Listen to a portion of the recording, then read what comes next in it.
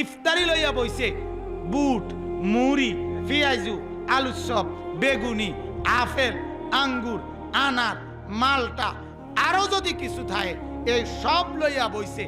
এরপরে যদি দেখে শুধু বেগুনিটা নাই, বেডিরে কইব সারাদিন কিতা করছো, কটা বেগুনি বানাইতেইলে না, একটা রোজা রাখছি।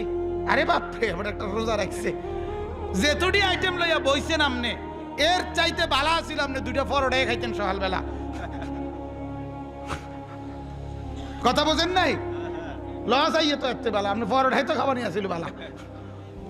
তাইলে সন্ধ্যার খানাও ঠিক, বররাত সেহেরির পরে আরে তারাবির পরের খানাও ঠিক, সেহেরির খানাও ঠিক, সব ঠিক আছে, শুধু টাইম একটু নড়ছে।